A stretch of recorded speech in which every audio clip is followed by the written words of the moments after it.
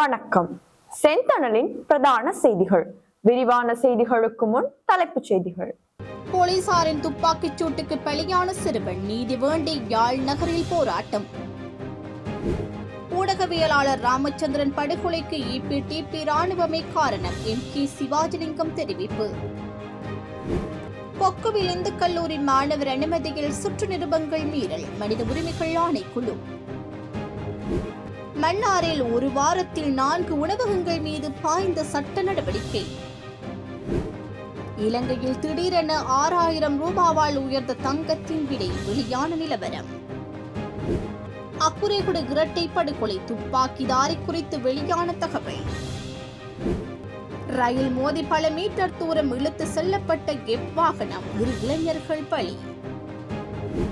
சட்டத்தரணி மற்றும் மனைவியை கொன்ற கொலையாளி, CIDக்கு கிடைத்த அனுமதி. காணி தகராறில் உயிரிழந்த கணவன், காயங்களுடன் உயிர் தப்பிய மனைவி.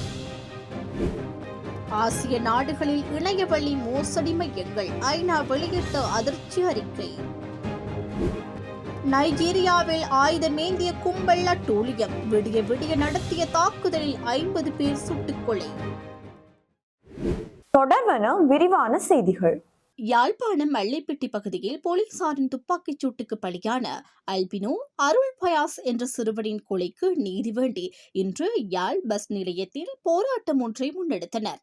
குறித்த போராட்டத்தின் போது போலீசாரின் செயலை கண்டித்து பல்வேறு ஸ்லோகங்கள் தாங்கி கோஷமிட்டு தனது எதிர்ப்பை காட்டிய போராட்டக்காரர்கள் குறித்த கொலைக்கு காரணமான போலீசாரை தண்டிக்க வேண்டும் என்றும், இவ்வாறான மிலேச்சத்தனமான கொலைகளை போலீசார் இனி மேற்கொள்ளக்கூடாது என்றும் வலியுறுத்தியதுடன் நியாயமான தீர்வு வழங்கப்பட வேண்டும் என்றும் வலியுறுத்தினர். முன்னதாக கடந்த 10ஆம் தேதி அதிகாலை 1:15 மணியளவில் வேளனை அள்ளிப்பட்டி பகுதியில் உத்தரவை மீறி கடமையில் இருந்த போலீசாரை மோதிவிட்டு தப்பிச் செல்ல முற்பட்ட ஹயஸ் ரக வாகனம் மீதே தாம் துப்பாக்கிச்சூடு நடத்தியதாகவும், அதன் போதே குறித்த 17 வயது இளைஞர் ஒருவர் உயிரிழந்ததாகவும் போலீசார் தெரிவித்தனர். கடத்தி படுகொலை செய்யப்பட்ட ஊடகவியலாளர் ராமச்சந்திரன் படுகொலைக்கு EPTP மற்றும் ராணுவமே காரணம் என வல்வெட்டித்துறை நகரப்பிதாவும் முன்னாள் நாடாளுமன்ற உறுப்பினருமான MK சிவாஜிலிங்கம் குறிப்பிட்டுள்ளார். கடத்தி படுகொலை செய்யப்பட்ட ஊடகவியலாளர் ராமச்சந்திரனுக்கு நீதி வேண்டிய வடமராட்சி ஊடக இல்லத்தால் நடாத்தப்பட்ட கவனஈர்ப்பு போராட்டத்தில் கலந்து கொண்ட பின் ஊடகங்களுக்கு கருத்து தெரிவிக்கும் போதே அவர் இவ்வாறு தெரிவித்துள்ளார். அவர் மேலும் தெரிவிக்கையில், போர் நடைபெற்றுக் கொண்டிருந்த காலத்திலும் சரி, அதற்கு பின்னரும் சரி, ஊடகவியலாளர்களுக்கு எதிரான அடக்குமுறைகள், குறிப்பாக அப்போது ஜனாதிபதியாக இருந்த மஹிந்த ராஜபக்ச காலத்தில் தொடங்கிய விடயங்கள் இன்றைக்கு தென்னிலங்கையில் சிங்கள ஊடகவியலாளர்களது விடயங்களை கிளப்புபவர்கள் தமிழ் ஊடகவியலாளர்களது விடயங்களில் எந்தவித முன்னேற்றமும் இல்லை. அது யாராக இருக்கட்டும், நிமலராஜன் படுகொலையாக இருக்கட்டும், எந்த படுகொலையாக இருக்கட்டும், இதற்கும் நீதி இல்லை என்கின்ற நிலைதான் இருந்து கொண்டிருக்கின்றது. பலரது படுகொலைகள் இடம்பெற்றிருக்கின்றது. வடக்கு கிழக்கு பூராகவும் பலரது படுகொலைகள் நடைபெற்றன. இது 2007ஆம் ஆண்டிலே மணல் கொள்ளைக்கு எதிராக குரல் கொடுத்த இந்த ஊடகவியலாளர் ராமச்சந்திரன், அவரது கட்டுரை தினக்குரல் பத்திரிகையில் வெளியாகிய 2வது நாள் அவர் கடத்தப்படுகின்றார் என்றால் ராணுவமும் EPTPயும் தான் பொறுப்பு. அது மட்டுமல்ல, அவர் ராணுவ முகாமில் தடுத்து வைக்கப்பட்டிருந்த போது ராணுவத்தினரின் தொலைபேசியில் குடும்பத்தாருடன் பேசியிருக்கின்றார். கடத்தப்பட்டதற்கான ஆதாரங்கள், சாட்சியங்கள் ஒவ்வொன்றாக இல்லாது போகின்றது. அவரது தந்தையார், தாயார் இறந்து கொண்டிருக்கக்கூடிய நேரத்திலே கிராம சேவகர் கூட அவரை நான் பார்த்தேன் என்று கூறியிருக்கின்றார். இவர்கள் காலம் கடத்துகின்றனர். நிலைமாறு கால நீதி கிடைக்காமல் எல்லாம் சுத்தமாத்தாக நேத்து போக செய்கின்ற நிலைதான். ஆகவே உடனடியாக சர்வதேசம் தலையிட்டு அதற்கு நீதி கிடைக்க செய்ய வேண்டும் என்பதுதான் எனது விருப்பம் என்றும் அவர் சுட்டிக்காட்டியுள்ளார். போர் நடைபெற்றுக் கொண்டிருந்த காலத்திலும் சரி, அதற்கு பின்னரும் சரி, ஊடகவியலாளர்களுக்கு எதிரான அடக்குமுறைகள், குறிப்பாக ஜனாதிபதியாக இருந்த மஹிந்த ராஜபக்ச காலத்தில் தொடங்கிய விடயங்கள், இன்றைக்கு தென்னிலங்கையிலே ஒரு சில சிங்கள ஊடகவியலாளர்களுடைய விடயங்களை துலக்குவர்கள் தமிழ் ஊடகவியலாளர்கள் படுகொலை சம்பந்தமாக எந்த விதமான விசாரணைகளிலும் முன்னேற்றங்கள் ஏற்படவில்லை. அது யாராக இருந்தாலும், நிமல்ராஜனுடைய படுகொலையாக இருக்கட்டும், எந்த படுகொலையாக இருக்கட்டும், அதற்கு நீதி இல்லை என்ற நிலைமைதான் இருந்து கொண்டிருக்கிறது. வடக்கு கிழக்கு பூராகவும் பலருடைய படுகொலைகள் நடைபெற்றன. இது 2007ஆம் ஆண்டிலே மணல் கொள்ளைக்கு எதிராக குரல் கொடுத்த இந்த ஊடகவியலாளர் ராமச்சந்திரன், அவருடைய கட்டுரை வெளியாகிய தினக்குரலில் வெளியாகிய 2வது நாள் அவர் கடத்தப்படுகின்றார் என்றால் ராணுவமும் இபிடிபி தான் பொறுப்பு என்று அவர் தன்னுடைய கட்டுரையிலே கூறியிருந்தார். அது மாத்திரமல்ல, அவரை அதன் பின்னர் அந்த முகாமிலே கடத்தி வைக்கப்பட்டிருந்த பொழுது பல ராணுவத்தினருடைய தொலைபேசி மூலம் அவர் பேசியிருக்கிறார். வீட்டுக்கு கடத்தப்பட்டதுக்கான ஆதாரங்கள், சாட்சியங்கள் ஒவ்வொன்றாக தந்தையார், தாயார் என்று இறந்து கொண்டிருக்கக்கூடிய நேரத்தில் ஒரு கிராம சபை உத்தியோகத்தர் கூட சொல்லியிருக்கார். நான் அவரை பார்த்தேன். ஆகவே இவர்கள் காலம் கடத்துகின்றது. நிலை மாறுகால நீதி கிடையிலே சுத்துமாத்து நீதியாக எல்லாம் நீர்த்து போய் செய்யக்கூடிய நிலைமையை நோக்கி செல்கிறது. யாழ் கொக்குவில் இந்து கல்லூரி இடைநிலை மாணவர் அனுமதியின் போது கல்வி அமைச்சினால் வெளியிடப்பட்ட சொற்று நிருபங்களை மீறும் வகையில் மாணவர் அனுமதி இடம்பெற்றமை முதற்கட்ட விசாரணைகளில் அவதானிக்கப்பட்டுள்ளதாக இலங்கை மனித உரிமைகள் ஆணைக்குழுவின் யாழ் பிராந்திய இணைப்பாளர் ரீ கனகராஜ் தெரிவித்தார். குறித்த பாடசாலையில் மாணவர் அனுமதி தொடர்பாக பெற்றோர் ஒருவரால் முன்வைக்கப்பட்ட முறைப்பாடு தொடர்பில் எடுக்கப்பட்ட நடவடிக்கை தொடர்பில் அவரிடம் வினவிய போதே அவர் இவ்வாறு தெரிவித்தார். அவர் மேலும் தெரிவிக்கையில், குறித்த பாடசாலை இடைநிலை மாணவர் ஒருவரின் பாடசாலை அனுமதி தொடர்பில் பெற்றோரால் இலங்கை மனித உரிமைகள் ஆணைக்குழுவின் யாழ் பிராந்திய அலுவலகத்தில் முறைப்பாடு பதிவு செய்யப்பட்டது. குறித்த முறைப்பாட்டின் அடிப்படையில் ஆரம்பகட்ட விசாரணைகளை மேற்கொண்ட போது இடைநிலை மாணவர்களுக்கான கல்வி அமைச்சின் சொற்று நிருபங்கள் மீறும் வகையில் பாடசாலை அதிபர் செயற்பட்டமை அவதானிக்கப்பட்டுள்ளது. மேலும் குறித்த விடயம் தொடர்பில் வலய கல்வி அலுவலகத்திடம் விளக்கம் கேட்கப்பட்ட நிலையில் மேலதிக விசாரணைகள் தொடர்ந்து இடம்பெறும் என அவர் மேலும் தெரிவித்தார். மன்னார் நகரசபை எல்லைக்குள் சுகாதார குறைபாடுகள் அடையாளப்படுத்தப்பட்ட சில உணவகங்கள் மீது சுகாதாரத்துறையினர் சட்ட நடவடிக்கை மேற்கொண்டுள்ளனர். குறித்த பகுதியில் அமைந்துள்ள உணவகங்கள் தொடர்ச்சியாக பல்வேறு சுகாதார குறைபாடுகளுடன் இயங்கி வருவதாக பொதுமக்களால் முன்வைக்கப்பட்ட குற்றச்சாட்டுக்கு அமைவாகவே இந்த நடவடிக்கை மேற்கொள்ளப்பட்டுள்ளது. கடந்த வாரம் மன்னார் நகரசபை சுகாதார பரிசோதகர் மற்றும் மன்னார் பொது சுகாதார வைத்திய அதிகாரி பணிமனை சுகாதார பரிசோதகர்கள் இணைந்து மேற்கொண்டு ஆய்வு நடவடிக்கையின் போது உரிய சுகாதார நடைமுறைகளை பின்பற்றாது இயங்கி வந்த 3 உணவகங்கள் மற்றும் சிற்றுண்டி சாலை இனங்காணப்பட்டது. இந்த நிலையில் மன்னார் தாழ்வுபாடு பிரதான வீதி வைத்தியசாலை பகுதியை அண்டிய உணவகங்கள் 2 மீது மன்னார் உப்புக்குளம் மற்றும் பள்ளிமுனை வீதியில் 2 உணவகங்கள் மீதும் இவ்வாறு சட்ட நடவடிக்கை மேற்கொள்ளப்பட்டது. குறிப்பாக உரிய சுகாதார நடைமுறையை பின்பற்றாமை, கழிவகற்றல் செயற்பாடுகள் ஒழுங்குபடுத்தப்படாமை, அதிக அளவு இலையான்கள் கையுறை பயன்படுத்தப்படாமை, சுகாதாரமற்ற முறையில் உணவுகளை களஞ்சியப்படுத்தி வைத்திருந்தமை, சுகாதாரமற்ற முறையில் உணவு தயார் செய்தமை உள்ளடங்கலாக பல்வேறு குற்றங்களை அடிப்படையாக கொண்டு உணவகங்கள் மீது நடவடிக்கை மேற்கொண்டுள்ளமை குறிப்பிடத்தக்கது. இலங்கையில் தங்கத்தின் விலையானது இன்று சற்று அதிகரித்துள்ளது. அதன்படி நேற்று காலை கொழும்பில் உள்ள செட்டியார் வீதி தங்கச்சந்தையின் 1 பவுன் 22 கரட் தங்கத்தின் விலை ரூபாய் 3,66,300 விற்பனை செய்யப்பட்டுள்ளது. இதற்கமைய இலங்கையின் தங்கத்தின் விலை சுமார் ரூபாய் 6,000 இன்று அதிகரித்துள்ளதாக சமீபத்திய சந்தை தரவு தெரிவிக்கின்றது.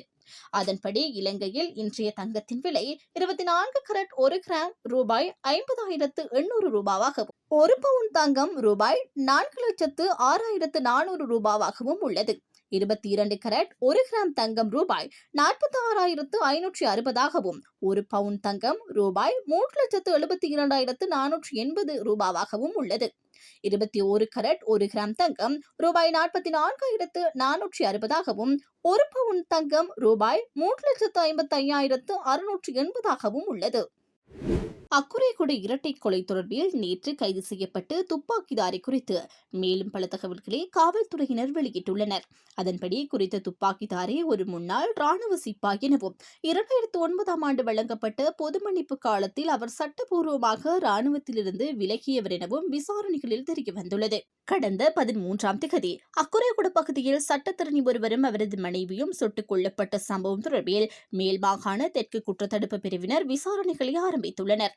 இதற்கமைவாக இந்த குற்றத்திற்கு உதவி வழங்கியமை மற்றும் சதித்திட்டம் தீட்டிய குற்றச்சாட்டில் கடந்த 16ஆம் தேதி கொட்டாவி மற்றும் அத்துருக்கிரிய காவல்துறை பிரிவுகளிலும் 17ஆம் தேதி ககத்துடுவ காவல்துறை பிரிவிலும் 3 சந்தேக நபர்கள் விசாரணை அதிகாரிகளால் கைது செய்யப்பட்டனர். சம்பவம் தொடர்பில் விரிவான விசாரணைகளை ஆரம்பித்திருந்து மேல் மாகாண தெற்கு குற்றத்தடுப்பு பிரிவு மற்றும் ஹோமாகம வலய குற்றப்புலனாய்வு பிரிவின் அதிகாரிகள் குழு இந்த குற்றத்தின் துப்பாக்கிதாரியாக செயற்பட்டு சந்தேக நபர் ஒருவரை அம்பலாங்குட காவல்துறை பிரிவுக்குட்பட்டு தெல்துவ பிரதேசத்தில் வைத்து நேற்று கைது செய்துள்ளனர். இதன்போது சந்தேக நபரிடமிருந்து குற்றத்திற்காக பயன்படுத்தப்பட்ட கையடக்க தொலைபேசியொன்றும் அதிகாரிகளால் கைப்பற்றப்பட்டுள்ளது. கைது செய்யப்பட்ட சந்தேக நபர் பத்தேகம பிரதேசத்தை சேர்ந்த 46 வயதுடையவர் என காவல்துறையினர் தெரிவித்தனர். சந்தேக நபர் இன்று கடுவெல நீதவான் நீதிமன்றத்தில் முன்னிலைப்படுத்தப்பட உள்ளதுடன் சம்பவம் தொடர்பில் மேல் மாகாண தெற்கு குற்றத்தடுப்பு பிரிவு மேலதிக விசாரணைகளை மேற்கொண்டு வருகின்றமை குறிப்பிடத்தக்கது. காலியிலிருந்து மருதாணி நோக்கி சென்ற காளிக்குமாரி விரைவு ரயிலுடன் கெப் வாகனம் ஒன்று மோதியதில் கெப் வாகனத்தில் பயணித்த ஒருவர் உயிரிழந்துள்ளார். இந்த சம்பவம் இன்று காலை 7:30 மணியளவில் இடம்பெற்றுள்ளது. இந்த சம்பவத்தில் பலத்த காயமடைந்த மூவர் களுத்துறை போதனா வைத்தியசாலையில் அனுமதிக்கப்பட்டிருந்தனர். அவ்வாறு வைத்தியசாலையில் அனுமதிக்கப்பட்ட 22 மற்றும் 28 வயதுடைய 2 இளைஞர்களே இவ்வாறு உயிரிழந்துள்ளதாக போலீசார் குறிப்பிட்டுள்ளனர். இந்த ரயில் கடவையில் வர்ண சமிஞ்சை முறைமை சரியாக இயங்கவில்லை எனவும் முறையான பாதுகாப்பு கோட் பயன்படுத்தப்படவில்லை எனவும் தெரிவிக்கப்படுகின்றது. இவ்வாறு ரயிலுடன் மோதிய கெப் வாகனம் அருகில் உள்ள நிர்மாண திட்டம் ஒன்றில் பணிபுரியும் ஒருவருடையது என தெரிய வந்துள்ளன. ரயில் மோதியதை அடுத்து கெப் வாகனம் சுமார் 50 மீட்டர் தூரம் வரை இழுத்து செல்லப்பட்டுள்ளது. இந்த விபத்தில் கெப் வாகனத்தின் சாரதி உட்பட 3 நபர்கள் காயமடைந்து வைத்தியசாலையில் அனுமதிக்கப்பட்ட நிலையில் இவ்வாறு 2 உயிரிழந்துள்ளனர்.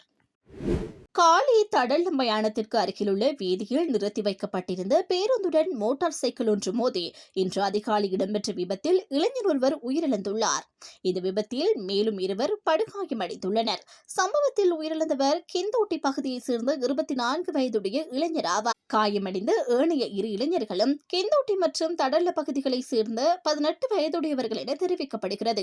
இன்று அதிகாலை ரத்கம பிந்தாளிய சந்தையில் விபத்துக்குள்ளான தமது நண்பர்கள் 2வரையும் பார்ப்பதற்காக காலி தேசிய வைத்தியசாலைக்கு சென்று கொண்டிருந்த போதே இம்மூவரும் இந்த விபத்துக்கு முகம் கொடுத்துள்ளனர். எவ்வாறாயினும் ரத்கம பகுதியில் இடம்பெற்ற அந்த விபத்திலும் ஒரு இளைஞர் உயிரிழந்துள்ளமை குறிப்பிடத்தக்கது. தலக்கம அக்குரைகுட பகுதியில் சட்டத்திரணி புத்திக மெல்வாராட்சி மற்றும் அவரது மனைவி கொலை தொடர்பாக கைது செய்யப்பட்டு துப்பாக்கிதாரி என்று கூறப்படும் நபரை 90 நாட்கள் தடுப்பு காவலில் வைத்து விசாரிக்க அனுமதி வழங்கப்பட்டுள்ளது. இதனை ஹோமாகம பிரிவு குற்றப்புலனாய்வு பிரிவு தெரிவித்துள்ளது. பயங்கரவாத தடுப்பு சட்டத்தின் கீழ் உள்ள அதிகாரிகளின்படி சந்தேக நபரை 90 நாட்கள் தடுத்து வைத்து விசாரிக்க அனுமதி வழங்கப்பட்டுள்ளது. ஹோமாகம பிரிவு குற்றப்புலனாய்வு பிரிவின் பொறுப்பு அதிகாரி உட்பட பல காவல்துறை அதிகாரிகள் அம்பலாங்குடை டெல்டுவ பகுதியில் உள்ள ஒரு லவங்கம்பட்டி காட்டில் கண்காணிப்பு பணியில் இருந்தபோது சந்தேக நபரை ரகசிய தகவலின் பேரில் கைது செய்தனர். விசாரணையின் போது சந்தேக நபர் லவங்கம்பட்டி நிலத்தில் மறைந்திருந்ததாகவும் இரவில் தூங்க மட்டுமே வீட்டிற்கு வந்ததாகவும் தெரிய வந்துள்ளது. இந்த சந்தேக நபர் T56 தானியங்கி ஆயுதத்தால் சட்டத்திறனியை சுட்டுக் கொன்றதாக தேடப்படும் சந்தேக நபர் என கண்டறியப்பட்டுள்ளது. காலி நெலுவு மில்லவ பிரதேசத்தில் ஏற்பட்ட காணி தகராறு ஒன்றில் நபர் ஒருவர் அடித்து கொலை செய்யப்பட்டுள்ளார். இந்த சம்பவம் நேற்று இடம்பெற்றதாக தெரிவிக்கப்பட்டுள்ளது. புரபக்கு புல்கசோபிட்ட பகுதியைச் சேர்ந்த 68 வயதுடைய கடைவத்து வெளிகமிகை ஜவன் என்ற முதியவரே இவ்வாறு உயிரிழந்துள்ளார் என காலி மாவட்ட பிரதி போலீஸ் மா அதிபர் அலுவலகம் தெரிவித்துள்ளது. சம்பவம் குறித்து மேலும் தெரிய வருவதாவது, உயிரிழந்த நபர் தனது மனைவியுடன் இணைந்து பகல மில்லவ பிரதேசத்தில் தனக்கு சொந்தமான காணியில் வேலை செய்து கொண்டிருந்த போது அங்கு வந்து முரபக்க பகுதியைச் சேர்ந்த மற்றொரு நபருடன் வாய்த்தர்க்கம் ஏற்பட்டுள்ளது. இந்த தர்க்கம் முற்றிய நிலையில் அந்த நபர் தடியால் தாக்கியதில் முதியவர் உயிரிழந்துள்ளார். இந்த தாக்குதலில் உயிரிழந்தவரின் மனைவியும் சிறு காயங்களுக்கு உள்ளாகியுள்ளார். உயிரிழந்தவரின் சடலம் முரபக்க வைத்தியசாலையில் வைக்கப்பட்டுள்ளது. தப்பியோடியுள்ள சந்தேக நபரை கைது செய்வதற்காக காலி மாவட்ட பிரதி போலீஸ் மா அதிபர் HD புஷ்பகுமாரவின் ஆலோசனைக்கமைய நெலுவ போலீஸ் நிலைய பொறுப்பதிகாரி போலீஸ் பரிசோதகர் பதிஜீவ தலைமையிலான விசேட போலீஸ் குழுவினர் விசாரணைகளை முன்னெடுத்து வருகின்றனர். தென்கிழக்கு ஆசிய நாடுகளில் வேகமாக பரவி வரும் இணையவழி மோசடி மையங்கள் மிக மோசமான மனித உரிமை மீறல்களுக்கு காரணமாக அமைந்திருப்பதாக ஐக்கிய நாடுகளில் மனித உரிமைகள் அலுவலகம் எச்சரித்துள்ளது. கம்போடியா, மியன்மார், லாவோஸ் மற்றும் பிலிப்பைன்ஸ் போன்ற நாடுகளில் இத்தகைய மையங்கள் ஒரு தன்னிறைவு பெற்ற நகரங்கள் போல செயல்படுவதாகவும் அங்கு சுமார் 3 லட்சம் பேர் துப்பாக்கி ஏந்திய காவலர்களின் கண்காணிப்பில் கட்டாயப்படுத்தி வேலை வாங்கப்படுவதாகவும் அந்த அறிக்கையில் குறிப்பிடப்பட்டுள்ளது. குறிப்பாக மேகாங் பிராந்தியத்தில் மட்டும் இந்த மோசடி தொழில் ஆண்டுக்கு சுமார் $43.8 பில்லியன் மதிப்பிலான வருவாயை ஈட்டுவதாக கணிப்பிடப்பட்டுள்ளது. இங்கு பணிபுரிபவர்கள் பெரும்பாலும் அதிக சம்பளம் தரும் வேலைவாய்ப்பு விளம்பரங்கள் மூலம் ஏமாற்றப்பட்டு ஆள்கடத்தல் முறையில் உள்ளே கொண்டு வரப்படுகின்றனர். அங்கு அவர்களின் கடவு சீட்டுகள் பறிக்கப்பட்டு கம்பி வேலிகளால் சூழப்பட்ட வளாகங்களுக்குள் அடைத்து வைக்கப்படுகின்றனர். இலக்குகளை எட்ட தவறுபவர்கள் கடுமையாக தாக்கப்படுவதாகவும், மின்சார அதிர்ச்சி, பாலியல் வன்கொடுமை மற்றும் பட்டினி போன்ற சித்திரவதைகளுக்கு உள்ளாக்கப்படுவதாகவும் உயிர் பிழைத்தவர்கள் தெரிவித்துள்ளனர். குறிப்பாக சமூக ஊடகங்கள் மூலம் நபர்களை கண்டறியவும் போலி உரையாடல்களை உருவாக்கவும் தற்போது செயற்கை நுண்ணறிவு தொழில்நுட்பத்தை இந்த குற்ற கும்பல்கள் பயன்படுத்துவது கவலையளிப்பதாக ஐநா தெரிவித்துள்ளது. இந்த மோசடி மையங்கள் அரசு அதிகாரிகளின் பின்னணியுடன் செயல்படுவதால் சட்ட அமுலாக்கத்துறையினரால் இவற்றை முழுமையாக கட்டுப்படுத்த முடியவில்லை என்று ஐநா சுட்டிக்காட்டியுள்ளது. இதனை தவிர்க்க மேற்கொள்ளப்படும் பல சோதனைகள் வெறும் கண்துடைப்பு நடவடிக்கைகளாகவே முடிந்துவிடுகின்றன. 2026ஆம் ஆண்டு நடைபெறவுள்ள ஐக்கிய நாடுகள் குற்றவியல் மாநாட்டை முன்னிட்டு உலக நாடுகள் அனைத்தும் ஒன்றிணைந்து இதற்கு தீர்வு காண வேண்டும் என்றும், பாதிக்கப்பட்டவர்களை குற்றவாளிகளாக கருதாமல் அவர்களை மீட்டெடுத்து மறுவாழ்வு அளிக்க வேண்டும் என்றும் இந்த அறிக்கை வலியுறுத்துகின்றது. வடமேற்கு நைஜீரியாவின் ஜாம்ஃபரா மாகாணத்தில் உள்ள டுங்டன்தர்சி கிராமத்தில் வியாழக்கிழமை இரவு புகுந்து ஆயுதமேந்திய கும்பல் விடிய விடிய நடத்திய தாக்குதலில் குறைந்தது 50 பேர் கொல்லப்பட்டனர். மோட்டார் சைக்கிள்களில் வந்த நூற்றுக்கணக்கான ஆயுததாரிகள் வீட்டுகளுக்கு தீ வைத்தும் கண்ணில் பட்டவர்களை எல்லாம் சுட்டும் இந்த தாக்குதலை நடத்தியுள்ளனர். இந்த சம்பவத்தின் போது ஏராளமான பெண்கள் மற்றும் குழந்தைகள் இந்த கும்பல் கடத்தி சென்றுள்ளதாக உள்ளூர் அதிகாரிகள் தெரிவித்துள்ளனர். தாக்குதல் நடப்பதற்கு முன்னரே 150க்கும் மேற்பட்ட மோட்டார் சைக்கிள்களில் ஆயுததாரிகள் நடமாடுவது குறித்து பாதுகாப்பு படையினருக்கு தகவல் அளித்து உரிய நடவடிக்கை எடுக்கவில்லை என கிராம மக்கள் வேதனையுடன் தெரிவித்துள்ளனர். நைஜீரியாவின் வடக்கு மற்றும் தெற்கு பகுதிகளில் அதிகரித்து வரும் இத்தகைய வன்முறைகளை கட்டுப்படுத்த அமெரிக்காவுடன் இணைந்து அந்நாட்டு ராணுவம் தற்போது செயற்பட்டு வருகின்றது. சமீபத்தில் அமெரிக்க ஜனாதிபதி டொனால்ட் ட்ரம்ப் நைஜீரியாவில் கிறிஸ்தவர்கள் கொல்லப்படுவதை தடுக்க தவறினால் ராணுவ ரீதியாக தலையிட நேரிடும் என எச்சரித்தார். இதனைத் தொடர்ந்து நைஜீரிய படைகளுக்கு பயிற்சி அளிக்கவும் உளவு தகவல்களை பகிர்ந்து கொள்ளவும் 100 அமெரிக்க வீரர்கள் நைஜீரியா வந்துள்ளனர். அமெரிக்க வீரர்கள் நேரடியாக போரில் ஈடுபட மாட்டார்கள் என்றும், நைஜீரிய கட்டளையின் கீழ் தொழில்நுட்ப உதவிகளை மட்டுமே வழங்குவார்கள் என்றும் அந்நாட்டு ராணுவ தலைமையகம் தெரிவித்துள்ளது. இத்துடன் செய்திகள் நிறைவடைகின்றன. வணக்கம்.